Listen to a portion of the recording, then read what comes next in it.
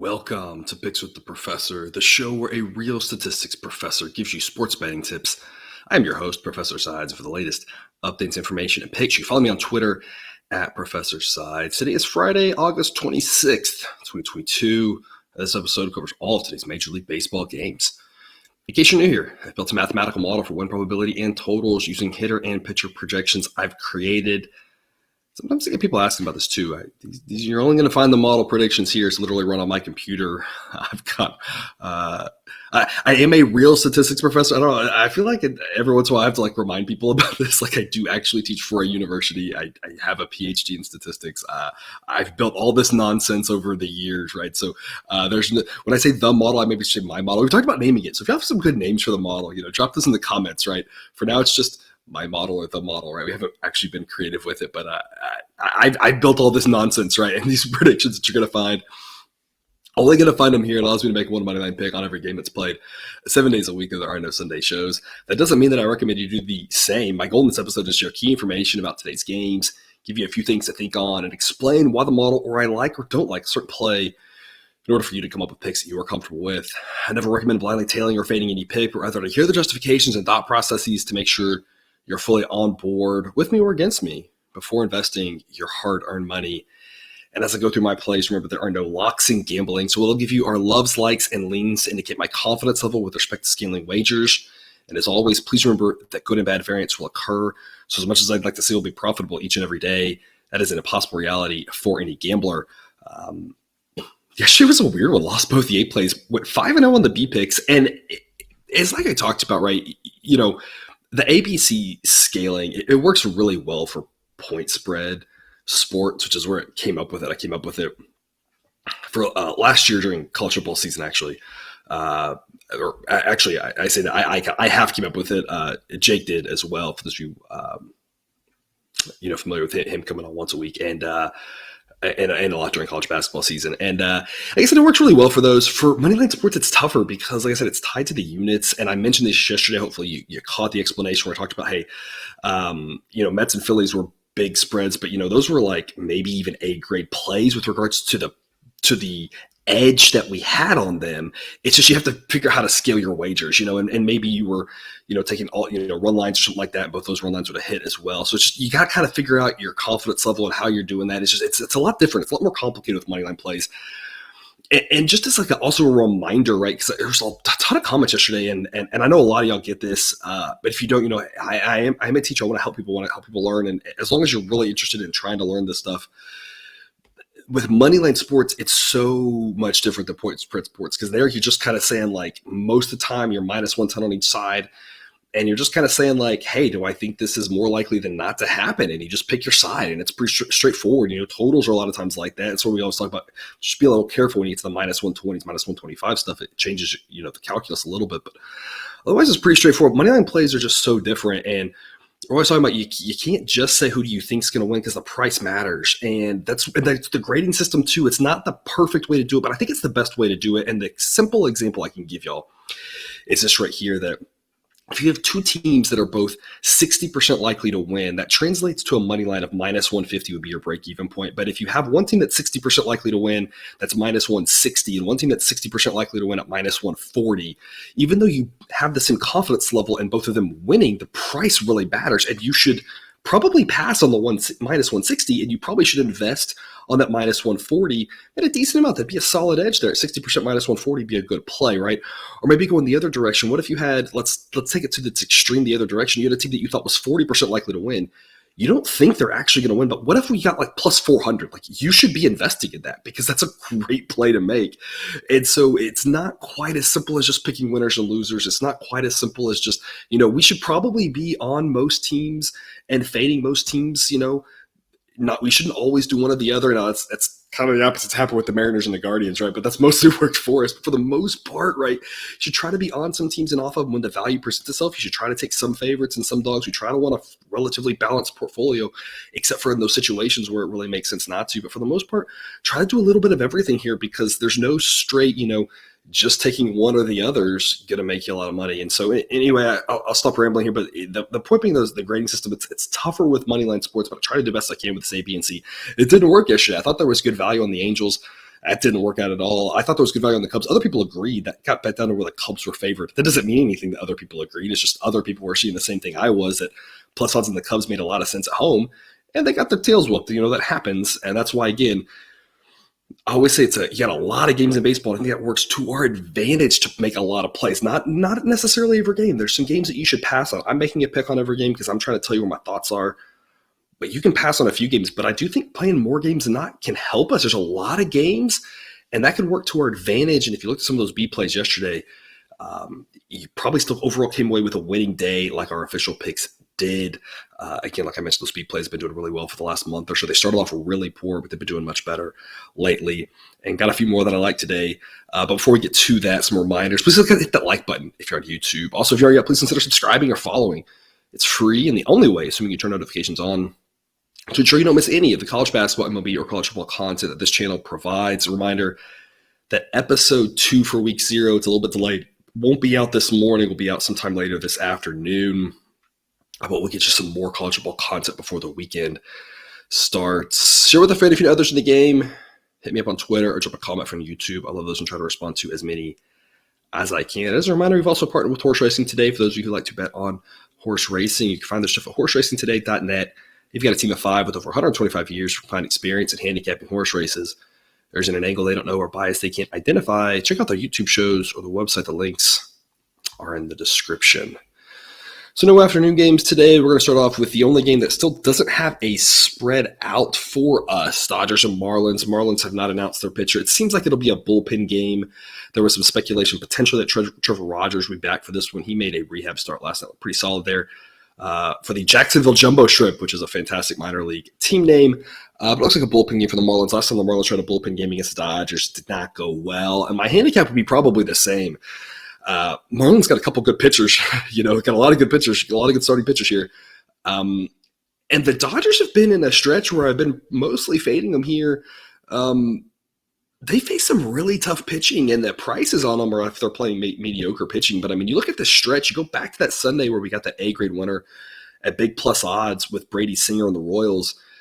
You're starting off with Singer, and then you had the Brewers, and then you had the Marlins. And again, one of those was the bullpen game, but the other 2 had tough pitchers. And then back to the Brewers again, now back to the Marlins. Again, looks like one bullpen game, but 2 more tough pitchers. It's a pretty rough stretch for the Dodgers, facing some really good pitchers, and they're looking more like a human team.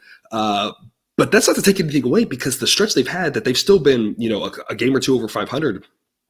In this stretch, again, I'm throwing out the bullpen game because that was just a disaster from the start, right? In fact, they've been a couple games over 500 in that stretch against those pitchers. Is really impressive. This Dodgers team is really good. I'm not breaking any news telling you that.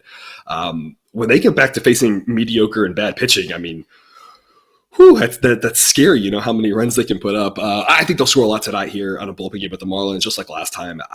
The Marlins bullpen is not good enough to give you – they're going to have 9 innings in this game. And I just don't see how they can pull that off.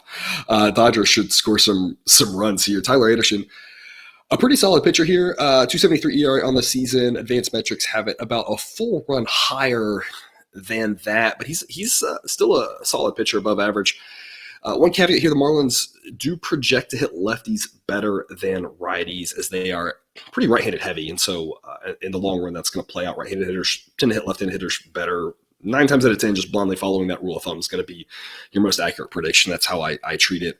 I still think the Dodgers should be massive favorites here, even on the road. Model says the Dodgers minus 229, gives them almost a 70% chance of winning this game. All about the price. Dodgers in the low 200s. I'd love to be all over the Dodgers at low 200s. If that price gets up, upper 200s towards 300, you got to look at the Marlins. So really just all about the price here. Again, model says 229 at 230 or better. I'm playing the Dodgers for sure with how good this team is in a bullpen game, maybe even up towards minus 240. Once you get to minus 250, it starts to become just either Marlins or pass. And like I said, I don't think it's going to go well for the Marlins. So I'd probably think more pass unless the odds just got too high. And then you start going back to baseball's weird, the Pirates sweeping the Dodgers, no one ever saw that coming, and the A's in that series sweeping the Astros. I give you a list after example, and that's taken however many games in that, 7 games they played against the Padres, winning out whatever it was 3 games when no one thought they'd win a single one. So baseball's weird. At some point, if the odds get high enough, you want to be on the Marlins, but I just don't see it going very well for them. So I'm hoping this number's in the low 200s. We can be on the Dodgers. We'll see what happens later. Again, model says 229 for that. Model says total is 7.8. as well. So I'm expecting a total of 7.5 or 8 probably for that one. 7:05 first pitch, Reds at the Nationals. Low 80s to start, upper 70s to close. A chance of rain, probably not going to affect things too much there in Washington, but there is some rain potentially in the area. Slight breeze out the entire night, but it should stay at 5 miles an hour or under. Model says total of 8.3, actual total is 8.5, so a stay away from me there. Mike Minor versus Cade Cavalli. Minor got us a win last time out, 6.44 ERA. MLB metrics do say it should be a little bit better than that, but he's very, very bad. Rating continues to drop. He's having a rough year. A guy that, for the most part, you've wanted to fade. Cade Cavalli, prospect for the Nationals, one of the game's top pitching prospects. I'm not sure he's ready just quite yet. I don't see a problem with the Nationals giving him a chance, but the projection, the translation from the minor league numbers at this point, there's just not enough for me to be confident that he's going to do much tonight. That doesn't mean he won't. You never really know. We talk about, a couple of days ago, right? The Angels, Mike Myers throwing whatever it was, 5+ innings of shutout ball against the Rays. It's like, again, weird things happen in baseball, right? So, Cavalli has the stuff and the potential, absolutely, to go out there and dominate a very subpar Reds offense, but I'm just not sure it's quite there yet. We'll see. There's a huge variability, obviously, on prospects. There's a huge variability on him right now. He doesn't quite pull into the database for starting pitchers yet, so the model's just treating this as a bullpen game and says that's our best predictor, is just to treat it that way. If he makes a really good start, that'll probably change, and then he'll probably register as a starting pitcher, be able to go deep enough or whatever. Right now, the model is just kind of like he might go 3 innings as kind of its main projection, and so when a starting pitcher projects to go something like that, the model just says we have to treat this as a bullpen game because we just don't know what we're going to get. And that's kind of how you feel a lot of times about prospects, unless they just have like the right pedigree, the right amount of data from AA and AAA. It's just hard to project going forward. So, a lot of potential for Cavalli. I'm just not sure I'm ready to buy it. Bottom line for me on this one is you just don't know what you're going to get from the kid. And if you had plus odds, that's not a bad thing. But minus 133, this Nationals team is not good. And the Reds aren't either. Both these teams are awful at baseball. But I don't want to lay big odds when I have no idea what I'm getting from the pitcher. Mike Minor looked competent last time out, and he can maybe be competent against a bad Nats offense. He's not a guy that I think stands a chance against an offense like the Dodgers or Phillies or Blue Jays, whoever. But against the Nats, he might have some success. At plus 123, that's the side I'd rather be on. Model says 123 is the price it should be. So I'm only looking Nationals unless it gets to minus 120 or better. Otherwise, I think stay away from the prospect hype. Maybe just stay away from the game completely. It's just going to be bad baseball. So, if you just want to avoid it, I don't think that's crazy. But model says plus 123 is the right price. I'll take a flyer on the Reds at plus 123 with just a lean. Again, I don't want to back Mike Minor too heavy, but plus odds in a game with 2 bad baseball teams seems like the right play in my mind for that one there in Washington. 7:05 Eastern start time. Pirates at the Phillies. Mid 80s to start, around 80 degrees to close. Also some rain in the area, something to keep an eye on there. Probably not going to affect things too much, but it is on the table. Winds will be blowing out around 5 miles an hour for the entirety of this game. Bryce Wilson versus Bailey Falter, 2 bad starting pitchers here. Wilson 5.74 ERA. Underlying metrics say it's not quite that bad. Bailey Falter 4.40 ERA. Underlying metrics say it should be a lot worse. Both of these guys not good.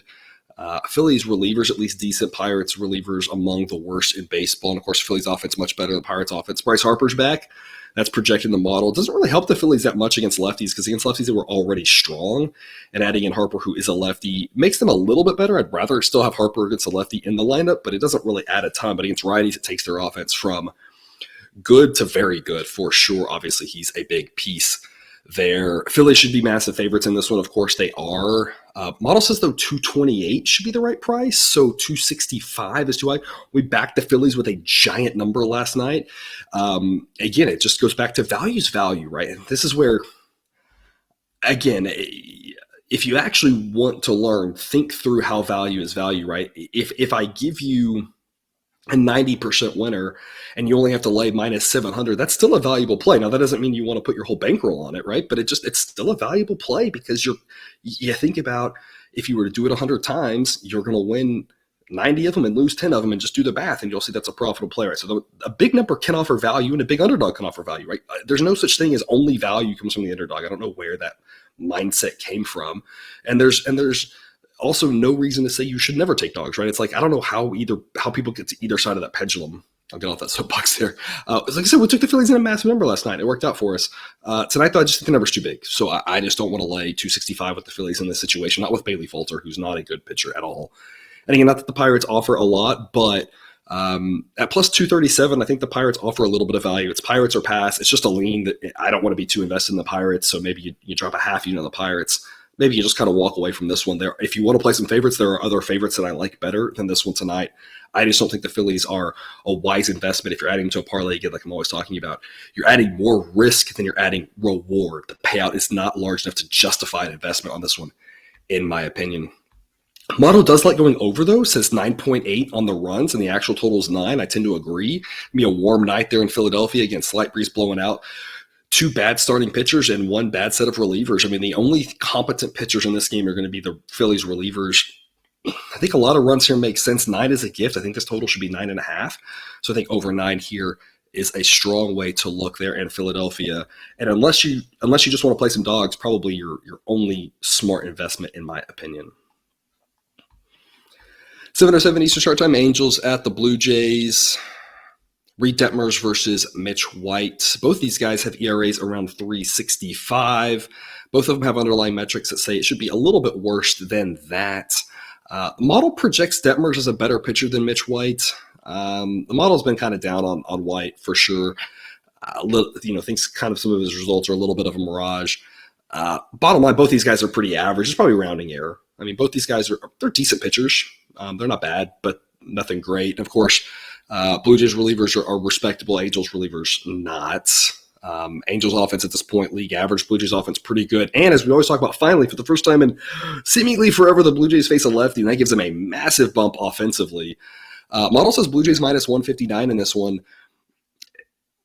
Really all they've got is the offense. I mean, their relievers, again, are better than the Angels relievers, but it's not by enough to really make things matter. The starters are a wash. I mean, the pitching, maybe a tiny edge to the Blue Jays, but it's really small. So you start off with that 53% home field advantage for the Blue Jays, and the model says the offense for the Blue Jays facing a lefty is deadly and jumps that 53% win probability all the way up to 61.5. I mean, that's a pretty big jump. It's just too high of a price for me on the Blue Jays. It's Angels or pass at this point. I'll take a flyer on it plus 161. Again, model says 159. But right now, price like minus 175 on the Blue Jays just is too extreme. Again, they're more likely to win than not. But the Angels might win this game, and laying price closer to 200 is just too much for me on the Blue Jays. Now, if this price drops, like what I was talking about, it's all, it's about the teams and the price both. You can't just look at one or the other. If you were getting around minus 160 on the Blue Jays, I think it's a perfectly reasonable investment. Again, they dominate against left-handed pitching. It's the first one they've seen in quite a while, it seems like. Models taking that into account, so no need to comment and say, hey, are you sure about this, right? The Blue Jays kill lefties. I'm well aware that the model's well aware of that. If I had told the model that Detmers was a righty, I would love the Angels at this price. But Red Detmers being a lefty is one of those more – might be a little value, might be worth thinking about, especially if the odds get higher, but it's not the most valuable underdog to be on tonight. Angels got a shot, but Blue Jays should still be home favorites, and they are. Model says 9.6 for the runs. Actual total is 8.5. Model said a lot of unders here lately. The model's starting to really drop down the last several days on the prices, but this one still says over again. Blue Jays should score a lot of runs today. The question is just how many runs can the Angels score? But I mean, the Blue Jays should get plenty themselves. Maybe you look Blue Jays team total over. I see them scoring some runs. I think the Angels' recipe for success here is they're going to have to score some runs.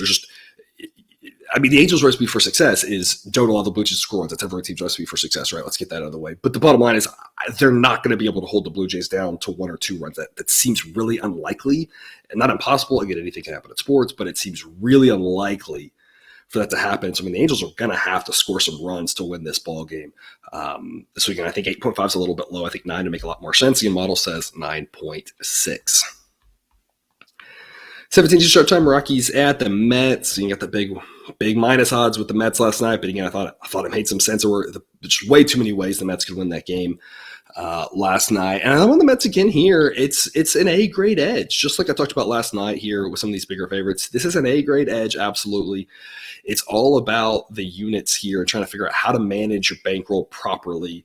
So that's the value be coming on, be able to talk about all these things rather than just posting the sheet, right? So hopefully you're taking into account that. I think the Mets are absolutely worth an investment here. I just don't want to wager 9 units to win 3. That's just crazy talk, right? So I think the Mets are a really wise investment here. It's a B grade play. B grade play at this number should tell you something, because usually if it's this high, I'm just going to give it a C grade play because it's already risking a lot. I think the Mets are worth a look tonight. Again, whether it's this, whether it's run line, whether, again, if you do a parlay and you want to throw it in one, I think that makes sense. The Mets should absolutely win this game.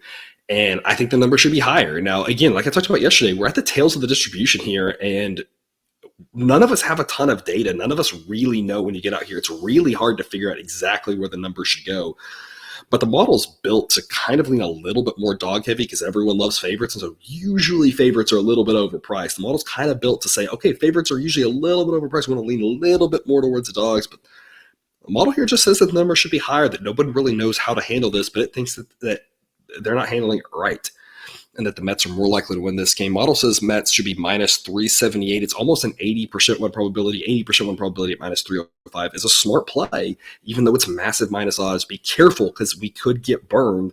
That's the big caveat with these big favorites. You have to be careful because if it loses, you're going to lose a ton. So just figure out how to manage your bankroll property. But I think one way or the other, the Mets are worth a look here. Again, model says minus 378, so I'm going to be picking the Mets at minus 305. Weather-wise, it'll be mid-80s to start. It'll be around 80 degrees to close. Winds blowing out at 5 to 10 miles an hour. Model says the total's priced pretty right, though. Model says 7.7. The actual total is 8. It's kind of like I talked about before. I think the Mets are going to score. I don't think the Rockies are. Makes it tough to play a total. If you want to play Rockies team total under, you could. If you want to go Mets team total over, you could. The issue is you're going to pay the premium for it, just like you're paying the premium for the Mets. So it's kind of like, I don't know, 6 of one, half a dozen of the other. Pick your poison.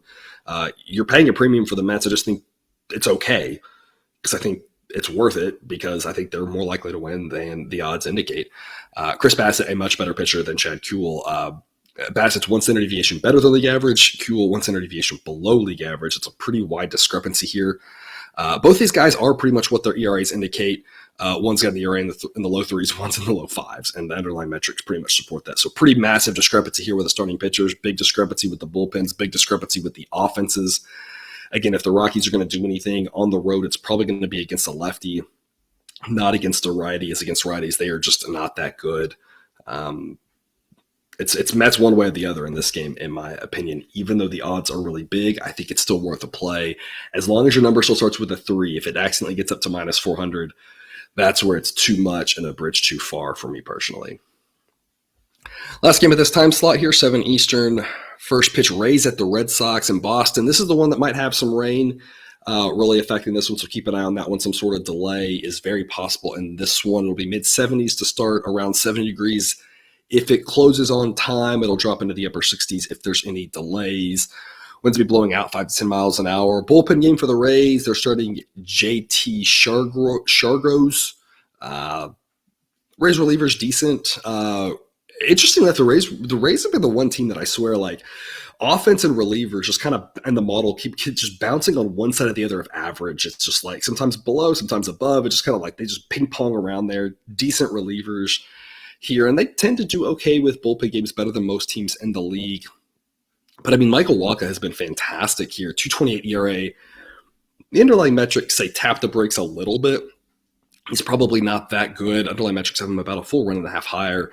Still at this point, probably an above average pitcher, though, maybe just by barely. But I mean, he's looked solid this season. Been a rare bright spot for the Red Sox amidst all of their pitching injuries. I'll take Wacha here with the Red Sox over the bullpen game setup for the Rays. I think that's edge Red Sox. Offensively, it's a wash. Boston's at home. All of that put together. Model says Red Sox minus 142. So at 115, it's an A-grade play for me. I'm all over the Red Sox. They hung in there last night against Kevin Gausman. That was a pretty good showing for them. Weren't able to pull it off. The night before, we had them at big plus odds.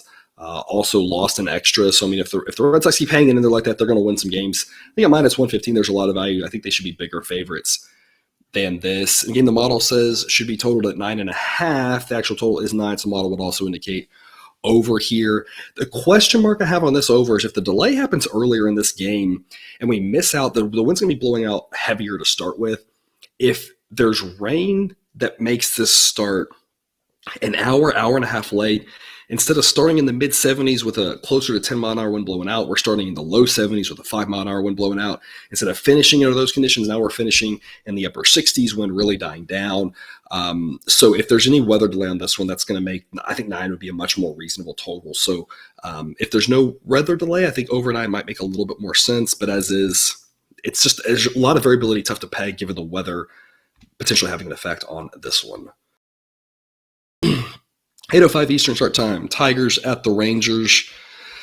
Tyler Alexander versus Glenn Otto. Keynote in this one, Tyler Alexander, left-handed pitching. Rangers offense right now projects to do much worse against lefties and turn into a below-average offense. They are fairly left-handed and switch hitter heavy.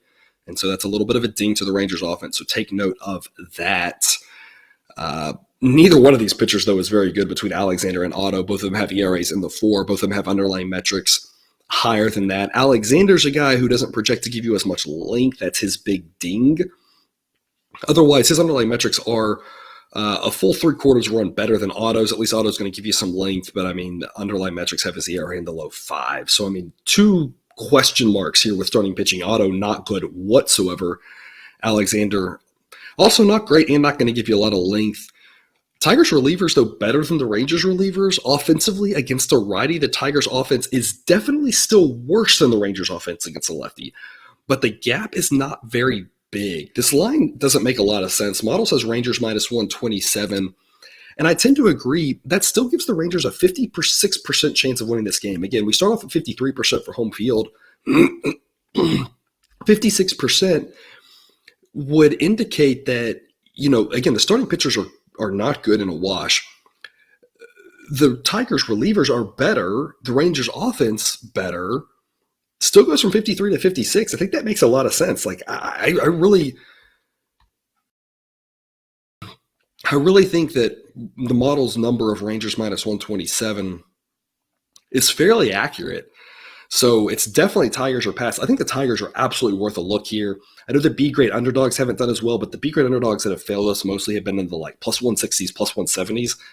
Plus 143, I think the Tigers are worth a look. It's a B-plus grade. It's close to A-grade territory here. And if it gets up to plus 150, it would be. So I think the Tigers absolutely worth a look at plus 143. It's a B-grade play for me. Again, model says 127. Pretty large differential here.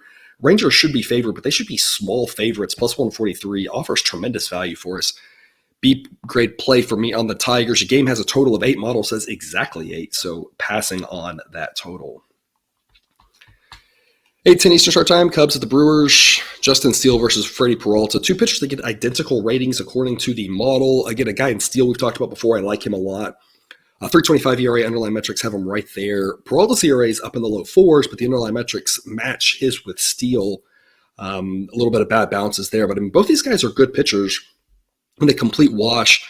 Offensively, the Cubs offense is fairly average, but against righties, gets a ding and drops below average. The Brewers offense, I guess, barely better than average, but definitely highly variable, which we've talked about. Biggest difference here is that the Brewers have competent relievers and the Cubs have traded all of theirs away. So good starting pitching, but once we get to the bullpen, it's definitely advantage Brewers. This is a situation where it's kind of crazy to say, but even as favorites, if the Brewers just want to hang around and keep this game close, they're going to have the advantage as the game winds down at home.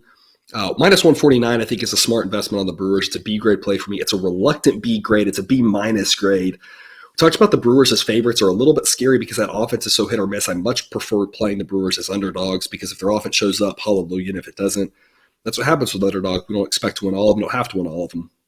As favorites, it's a little more imperative that their offense shows up, and you just never know if they are or not. And Justin Steele's a good pitcher.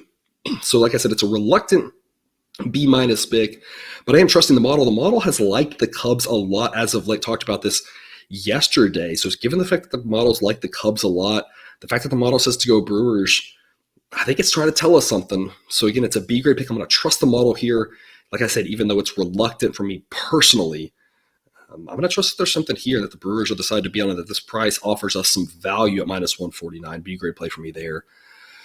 Model says 7.7. Actual total is 7.5. This is assuming the roof is closed. It's going to close a little bit chillier in Milwaukee. If they open the roof up, the projected total would actually drop right to 7.5. So again, a little bit of a cooler night there. I don't know if they're going to open the roof or not. But again, that projected total is 7.7. So with the roof closed, opening the roof with a cooler night actually would drop it to that exact number of 7.5. Two good starting pitchers. That makes sense why the total isn't that high there.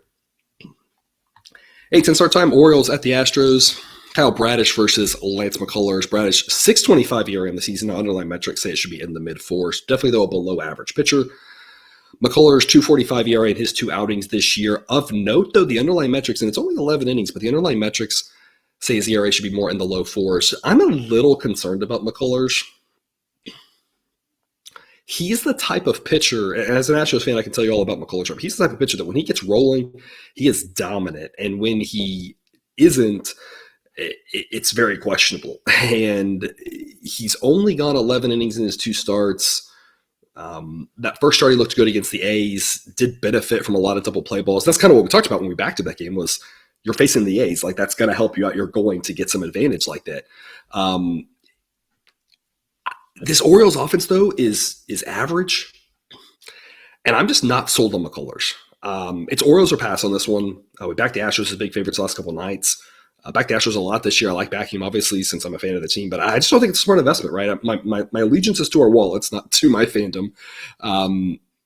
Model says 190.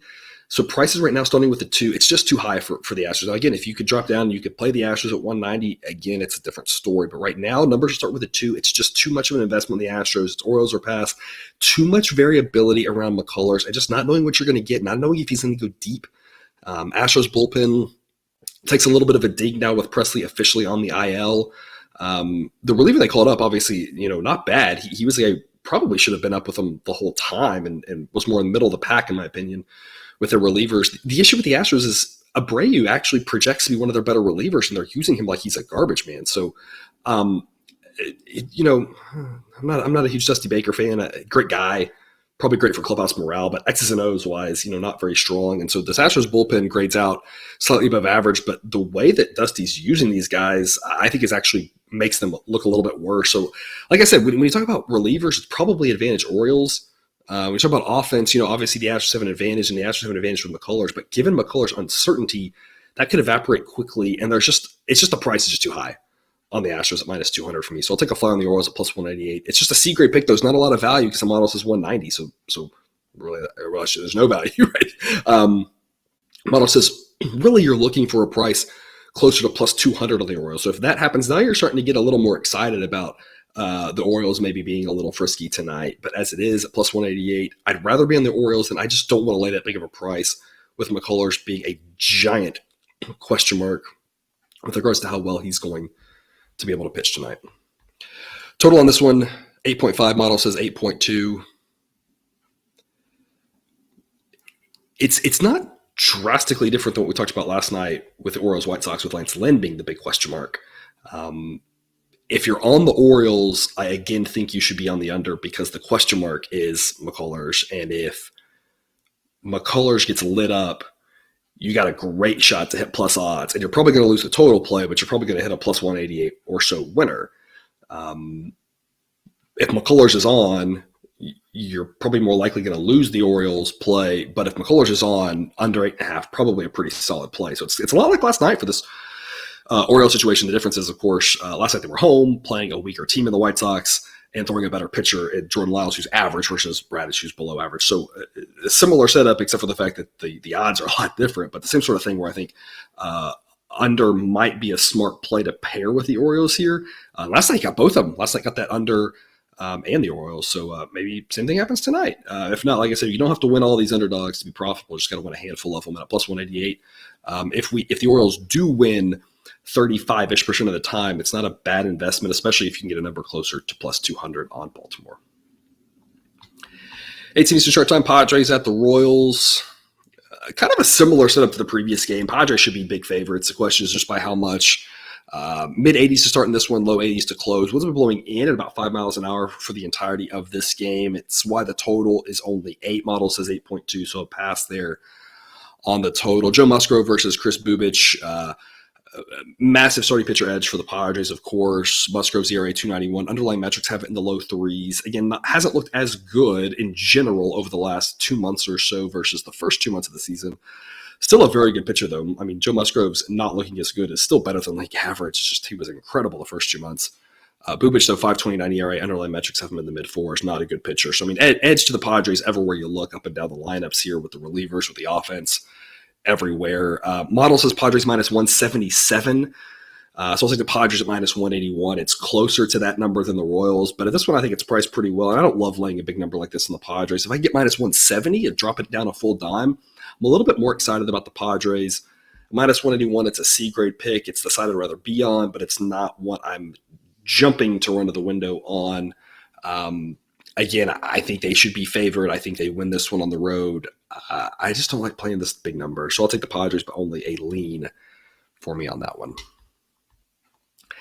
18 Eastern start time, Diamondbacks at the White Sox. It'll be around 70 degrees for the entirety of this game. Winds blowing across for this one. Tommy Henry versus Johnny Cueto. Cueto just continues to look fantastic. 258 ERA. Underlying metrics do have it around 4, so the underlying metrics are a little bit concerned about him being able to keep this up. But as we kind of talk about some of these pitchers who have a little bit of smoke and mirrors around them, sometimes when you face bad offenses, you expect the smoke and mirrors to continue. And, of course, the Diamondbacks offense below league average sets up for Cueto to have some success again tonight. Tommy Henry at 357 ERA, but the underlying metrics have it around 5, so they're very concerned about him. Projects to be below average. So when the White Sox have an edge here at starting pitcher, they definitely have an edge on the bullpen. The Diamondbacks reliever's not very good. And offensively, the White Sox are a lot better and facing a lefty, so that gives the White Sox a huge advantage. There are two big offenses that we always talking about needing to face a lefty in the Blue Jays and the White Sox to give them more success, both facing lefties tonight. And this one, I think the price is too low. Minus 173 offers value on the White Sox. I don't really understand this price. Cueto continues to pitch well, and even if he reverts back to what the underlying metrics say, he's still a much better pitcher, in my opinion, than Tommy Henry, who, again, the White Sox getting that boost for facing a lefty. White Sox relievers better at home. I'm comfortable laying a number here with the White Sox. I don't want to lay minus 200, but minus 173 is pretty good value, in my opinion, and worthy of a B-grade investment. Model says minus 184. So, again, as long as you're not looking into the upper minus 190s towards 200, I think the White Sox are a smart play here tonight. How much value you can get determines exactly how much you should be invested, in my opinion. For me, at 173, it's a B-grade play there. And again, the model thinks go under 8.5. Model says 7.9. I don't know. It's another game, and there's a lot of these this weekend where it's like the White Sox should score, again, facing a lefty. That's their jam. But it's not really a warm night, and Cueto should be able to hold the Diamondbacks down and not score many. So, I mean, I don't know. Model says under. It's not one I think I just have a good feel for. I don't know. I just focus on the White Sox on this one and then move forward to the other games, 8-10 start time, 8-10 Eastern start time, Giants at the Twins. Upper 70s in Minnesota to start, low 70s to close. Winds blowing in at about 5 miles an hour for the entirety of this one. Model says total is 7.8. Actual total is 8, so pretty well priced. Two pitchers I like here, Alex Wood and Joe Ryan. Underlying metrics and actual ERA are flipped for these guys. Wood's ERA is 4.54, but the underlying metrics have it a full run better than that in the mid-3s. Joe Ryan's ERA 3.86, but the underlying metrics have it closer to the mid-4s. So Joe Ryan's results have been better, but the model likes Wood better. And, of course, the interesting note here is that the Twins' offense against a lefty, being a little bit more left-handed heavy right now, especially with Byron Buxton out, projects to be just average against left-handed pitching. And so because of that, I've got the Giants with an offensive edge tonight, slightly, but still a better offense with regards to the lefty-righty split. Of course, the biggest question mark is the Giants' relievers. That's the big scary part. They've actually looked more competent as of late. And again, I really think that Alex Wood's a better pitcher than Joe Ryan. Anytime the underlying metrics flip like this, it always makes me wonder how hard we should go on it. But I think the Giants are worth an investment here. I wouldn't want to be on the Twins. I think there's a lot of people who are backing the Twins looking at this saying that Joe Ryan's the better pitcher. I just don't think he is. I think Alex Wood's the guy you'd rather be behind tonight. At plus 120, I think it makes some sense. It's a B-grade pick for me. This is the number that I want for a B-grade pick. It's plus 120. Anything less than that would be more of a C-plus type pick, one where I'd rather be on the Giants, but it's not really an investment that I'm loving. Model says 117. Model says Twins should be home favorites, but basically says that it's a coin toss if you put this game on a neutral field. And I tend to agree with that sentiment that Wood is definitely better than Joe Ryan, in my opinion, but the reliever advantage that the Twins have over the Giants basically knocks that out. And according to the model, it's actually such a big difference on the relievers that the Twins actually gain an extra percentage point. Model says if this was at a neutral field, it would be more like 51% to the Twins. But again, relatively coin toss type situation there. Again, Twins should be favored at home, but I think the Giants at plus 120 makes some sense. I'd rather be on Alex Wood than Joe Ryan. And I'd rather have this Giants offense facing a righty than I'd have the Twins offense facing a lefty. The other caveat to note, again, we talked about it yesterday, or maybe yesterday, 2 days ago, I can't remember. The model's been pretty Twins happy as of late. And so anytime now we're going against the Twins, I think the edge is probably actually a little bit bigger than the model indicates. I think that's the same thing here. Model says 117. I think really, given the model's biases towards the Twins, maybe it should be more like 115, 114, 113, something like that. So plus 120 offers a little bit of value here, and I think the Giants are worth a look here tonight in Minnesota. Last game at this slot, 8:15 Eastern. First pitch, Braves at the Cardinals. Mid-80s to start, mid-70s to close. Winds blowing in, but at 5 miles an hour or under. Spencer Strider and Jose Quintana, two pitchers I've liked for the most part of this season. Strider, as a guy I've been touting all season, even when he was a reliever, was talking about this kid. And as a starter, like him even more. Again, biggest issue with him is pitch count and getting deep into games, but when he does, it is a thing of beauty. And as we've talked about a lot with him, when he doesn't go deep, the Braves bullpen is so deep and solid as well. It's probably not the end of the world. 2.95 ERA for him on the season. Underlying metrics say it should actually be in the low twos. I love this kid. He is just fantastic, and he's 2 points away, according to the model, from being the second best pitcher. 3 points away, maybe, from being the second best pitcher in the database. So, I mean, cannot say enough good things about Spencer Strider. That said, I think the Braves are massively overpriced here. Jose Quintana is actually a pretty good pitcher in his own right. 3.45 ERA, and that's where the underlying metrics have him. He's going to be able to give you some length. I'm more confident the length he'll give you over the length Strider will give you. That doesn't mean that Strider won't go deeper tonight. It's just that Quintana's a pretty consistent. He can go 6 or 7, and Strider might go 8, but he might also go 4, right? And this Cardinals offense might be able to drive his pitch count up, and that will at least more neutralize the edge that the Braves have here. Like I said, I cannot be any higher on Strider than him.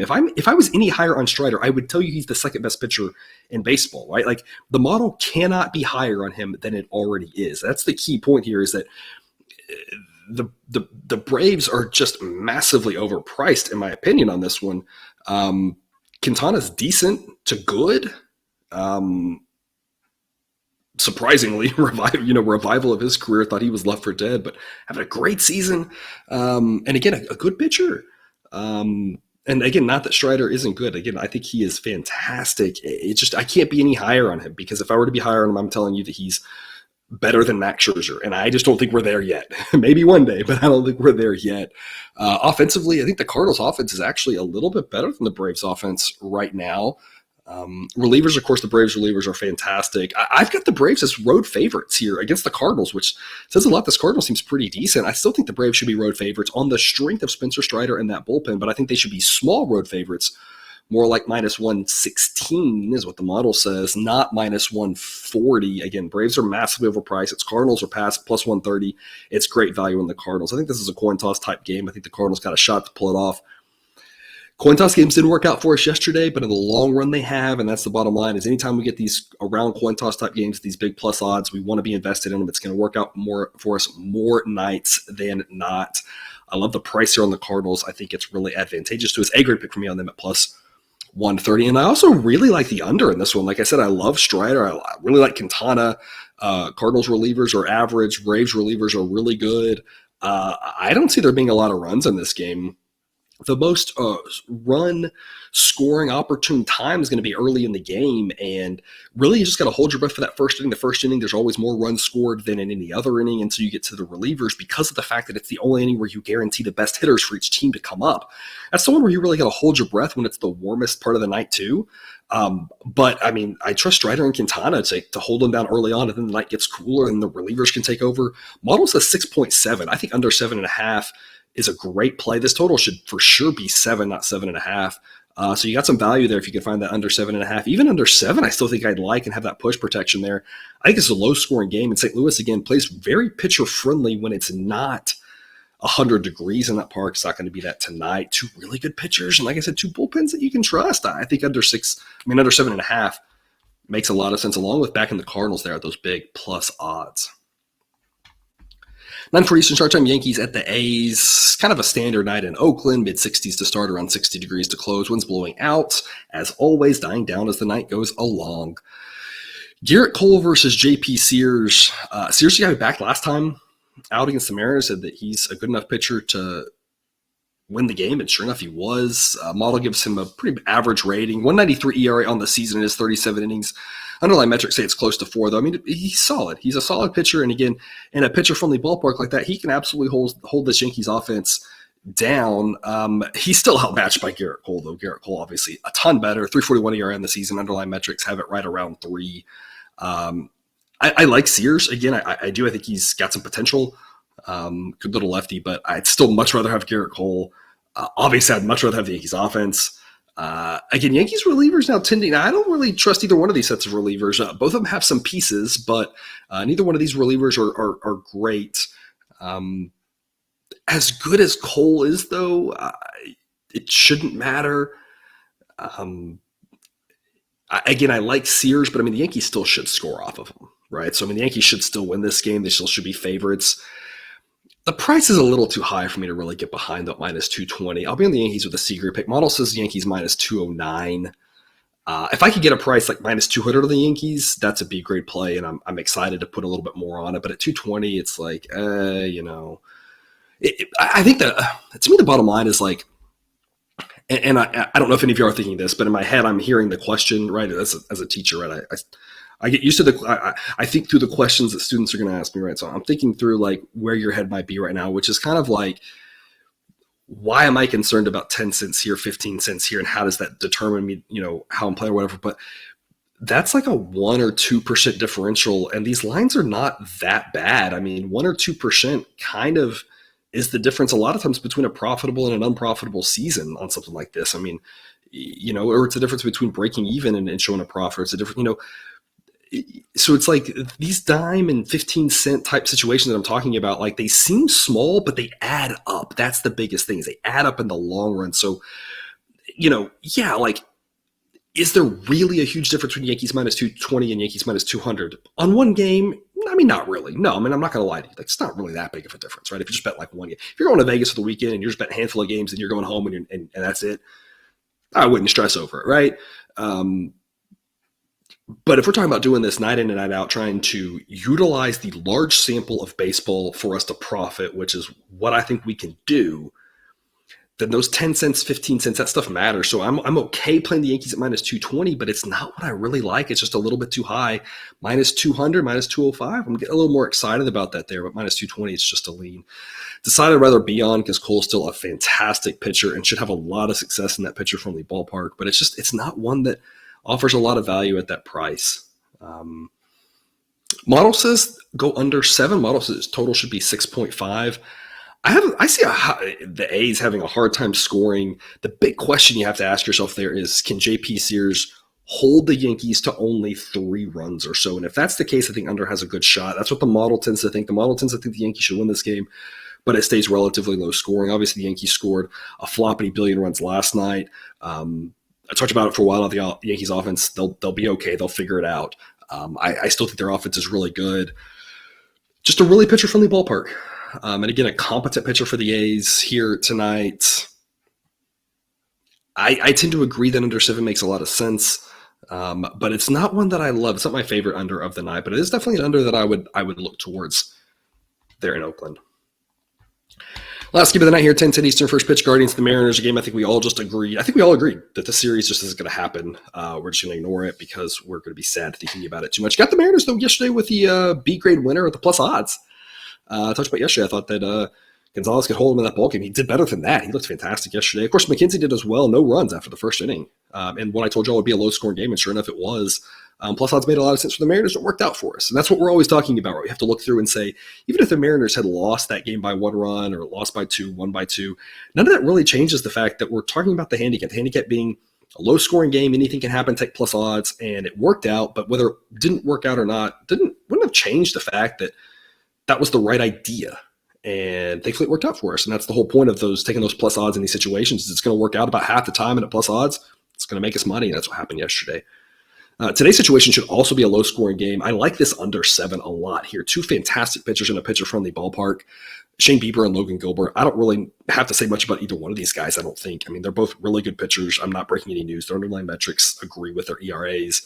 Bieber's obviously a better pitcher than Gilbert is. Gilbert has more long-term potential. I think Bieber's kind of maxed out here where he is, which is very, very good, but maybe not quite in that top tier. I don't think he's going to be in that Verlander, Max Scherzer, that tier. I don't think he's going to get there, but he's one notch behind that. Very, very, very good pitcher. Gilbert's got a potential to become one of the top pitchers in baseball. He's not, still a young guy. He's not anywhere near Bieber right now, but he's still good. But I mean, I'd rather have Bieber, of course, on the hill. Otherwise, this is kind of a wash. Talked about before. Mariners offense may be a little bit better. Relievers both really fantastic games in Seattle, but again, big edge to the Guardians with Bieber just because of how good he is. I'll take the Guardians at minus 111 with just a lean model says it should be Guardians minus 109. I think it's a stay away with regards to this one on the side at the current prices. If for some reason you can get Guardians even money, maybe even minus 105, it's a little bit different of a story, but minus 111, it just doesn't offer a ton of value. Mariners right now around even money. I'd need a plus 115 really before I got interested in the Mariners. I think it's priced fairly well. Like I said, though, I like the under. I think the under is the way to look in this one. Total of 7. I don't want to go under 6.5. I would if I had to go under. I'd rather go under 6.5 than over 6.5. Pitcher friendly ballpark, 2 great starters and amazing relievers. I would go under 6.5 if I had to, but I'd rather find me an under 7, get that push protection on what is a really common score ending there of 7. Like I said, I really like this under. I think that's the way to look in this one if you're staying up late. If you're just ignoring this one and going to bed, moving on with life because we're sad that our 2 favorite teams are playing each other, respect. I don't think it's a bad idea either. But again, I think under is the way to look in that one. Again, 2 great pitchers. Model says 6.4, and that is assuming the roof is closed. Same situation as Milwaukee. It's going to be a little bit cooler if the roof is open. But there is a slight chance of rain up in the Seattle area, so I don't know if the roof's going to be open or closed. But again, model says 6.4. But if they open that roof up, it's going to be a little bit chilly overnight, and that total drops. That projected total would drop to 6.3, maybe 6.2. Something like that. So 6.4 is about as high as I can even make the total on this one. Like I said, I think it should be 6.5. If you're finding under 7 still, I think that's a great investment. That's all I got for you today. I'll recap the A pick. Still a pick to come on the Dodgers and Marlins. Who knows what that'll be just based off the price there. We'll see which side we're on and what value we can get. But otherwise, all the other plays are locked in. I've got an A grade play on the Red Sox at minus 115 at home against the Rays. And I've got an A grade play on the Cardinals at plus 130 at home against the Braves. And that's all for today. Quick reminder, we will have that college football week 0 episode 2 dropping later today. But otherwise, thanks for tuning in to another episode of Picks with the Professor. Reminder, check out the Google Sheet for model picks, projections, and results. You can find that link and more at the website, www.pickswiththeprofessor.com. If you haven't done so yet, please click that subscribe button to ensure all the sports betting content we provide on this channel is dropped right into your feed. I will see you tomorrow. And until then, remember, you can eat your betting money, but please don't bet your eating money.